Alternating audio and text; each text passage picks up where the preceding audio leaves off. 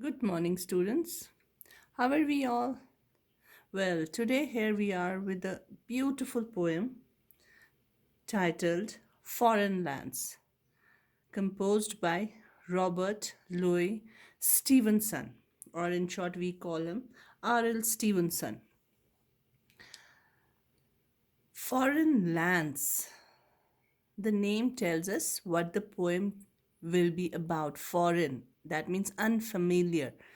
Unfamiliar lands, or lands which are unfamiliar to the narrator here.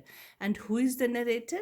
There is a child who is telling us about some foreign lands. So, what is this poem about?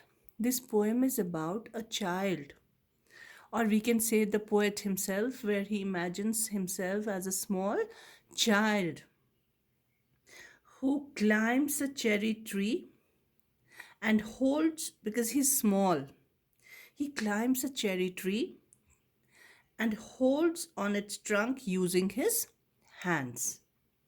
And from that height, because he's small, he cannot see very far away. So, what he does, he climbs a tree, and from there, because he's curious, what what is far away, what all there lies in a far away distance, he's curious about that. And so he climbs that tree, and from that height he visualizes seeing foreign lands at a distance. They are foreign to him because he's not familiar with them, he has not seen them before. So what all he sees, he sees the neighbor's garden with its colorful flowers that gave a pretty sight. He could also see many more pleasant sights, like the river passing by and the blue sky sitting high up on the tree. The poet also sees people walking up and down to town on the dusty roads. So, this is about the poem. What the poem is about, it's about a small child who climbs a cherry tree and sees places which he had never seen before.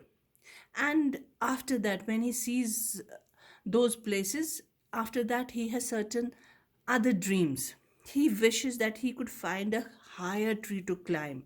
If he could do so, he was sure that he would be able to see farther and see the river joining the sea among the ships. So his in the last stanzas, his imagination is running wild. So he wants to climb a higher tree and see places farther away from the ones he could see from the cherry tree. So here his imagination is running wild. He wants to see a river merging into the sea, and he wants to see the roads on either side. He wants to climb such a tall tree that he wants the roads on the either side of the tree leading to fairy lands. This is where his imagination goes, where children play at 5 in the evening and all playthings come alive to life after that.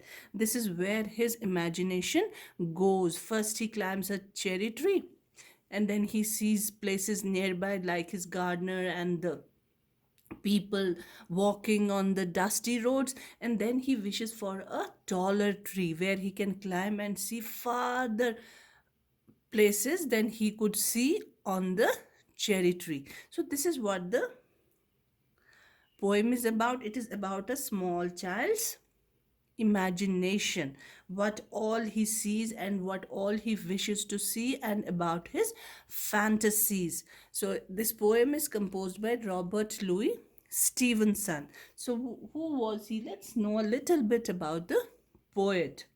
Robert Louis Stevenson, he was born, like when he was born, he was named or christened Robert Louis Balfour Stevenson, and he was born on 13th November 1850 and passed away on 3rd December 1894.